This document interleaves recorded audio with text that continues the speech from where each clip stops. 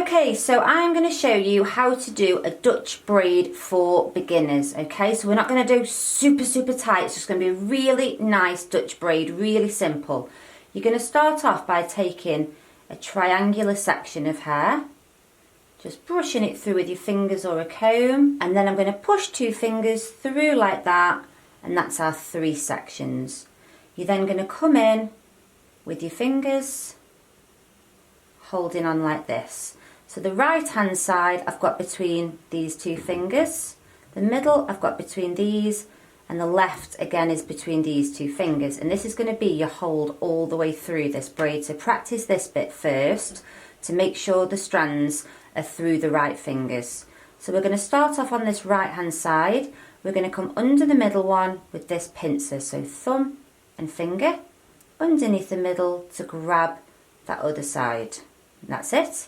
This one just sits over. You're going to pick this one up again. You're going to put it between these 2 fingers. You've got your pincer again. Relax your hands, don't be too stiff with your hands, especially when you're just practicing this style.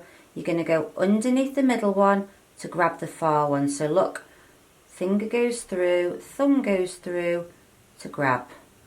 And that one sits over the top. I'm going to do this one more time. Come to this section here, pick it up with the thumb, put it between those 2 fingers again. You'll do this throughout. Get your little pincer ready underneath this one to grab the far side. So underneath and grab. So now you're ready to add in hair. So you're going to be adding in hair into this pincer here. Ignore this one for now. So you'll take a small section of hair and you're going to add it into the pincer. If you feel like this section of hair is a bit messy, you can just go back and forth with the other hand, opening that pincer as you need to until you're happy with the section. Then you're going to come back to the beginning of the braid. So the beginning is always back to this centre piece. So pick it up, put it between those 2 fingers, get your pincer under the middle to grab the far side. That one goes over the top and you can just sit there like that. Your pincer's ready now to grab this next section of hair. So in it goes, smooth, smooth. Make sure all these little baby hairs are out the way. Make sure everything's nice and organised. Can you see how relaxed my hands are? When you're practicing, don't worry about it being like a super tight braid. Just practice the technique.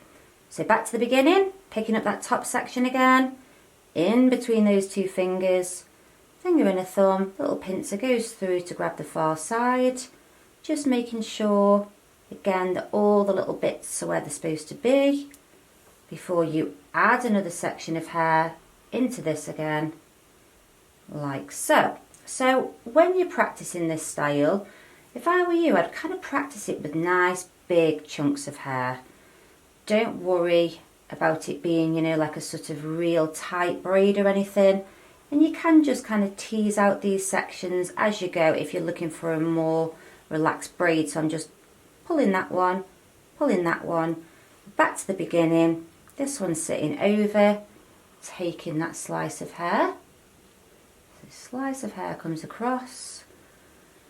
And what I love is you haven't got to panic now, because you can just smooth this out. You're not pulling the hair at all. So if you are practicing on a child or someone a bit younger, you shouldn't really be pulling the hair at this point. Just nice soft hands in between these 2 fingers again. Pincer goes through, grabs the other side, and we'll just tease this up slightly. And we're going to keep working our way down the head, taking these nice smooth sections underneath like so. I have also got a tutorial on how to do a tight braid, so I will link that video in at the end of this one if you want to sort of take it to the next level. There is lots of ways of holding the strands of hair as you're braiding, but I just kind of find this way when you're first beginning is just a nice way to learn how to braid, because it's just not too hard on the hands. It's the same method over and over, just repeat it. And then of course you could work your way up to doing feed-in braids, or 4-strand braids. You know, there's lots to do, but this is the one that a lot of people kind of want to learn when they first get started.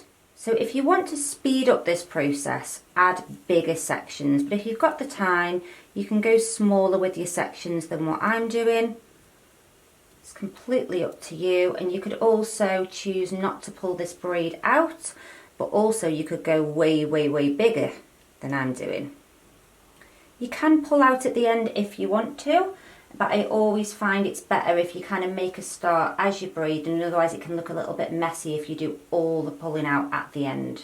So I always find, for some reason, as you get to the ear, everything's a bit easier because you're just kind of taking the hair from the sides. It's just easier once you get past the ear. So I always think to myself, if you're struggling, don't worry. Once you get to that bit, it gets much easier to do. I'm going to take kind of big sections at this point, and then I'm just going to show you at the end how big you can kind of pull this braid out if that's the desired look. So you want these sections to be nice and horizontal like that, not going up to meet the braid, otherwise you're going to get a baggy braid. So make sure your sections go more or less horizontal. Again, you can take big sections or little sections to do this bit. I'm going to go with fairly big sections now because I want to show you at the end how I pull this style out. Obviously, again, that is optional. So just taking the hair into those pincers, same technique. And it's one of those things where the more you do this technique, the less you have to think about it, almost like driving. Your fingers will just do it rather than having to actually think about every step.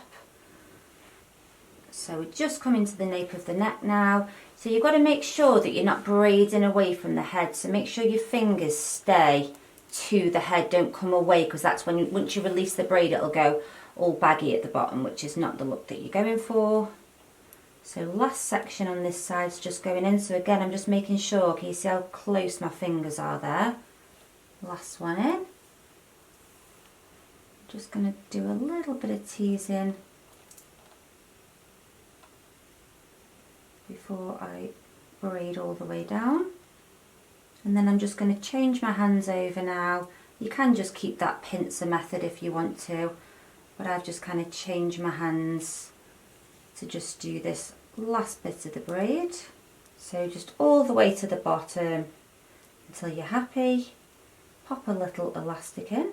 So once you've finished this style, you can just really gently pinch both sides of this braid, because you've already done a little bit of pulling out along the way. It shouldn't mess the braid up.